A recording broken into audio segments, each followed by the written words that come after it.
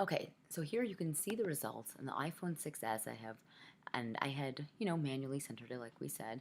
212 degrees Fahrenheit is really 100 degrees Celsius. This is my 5 labels. But what happens if I bring it up on something that's a different size?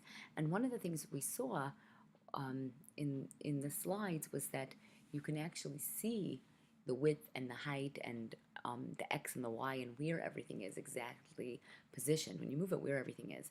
But now if I go to a bigger one, let's hope the simulator comes up and doesn't take too long.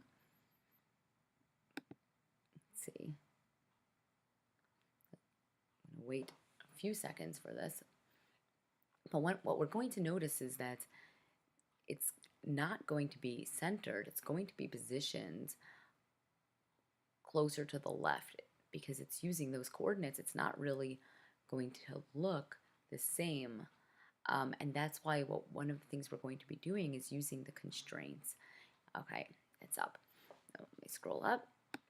So here you can see it's not quite centered. It's actually a little to the left, and it's not doesn't look how we want it to look.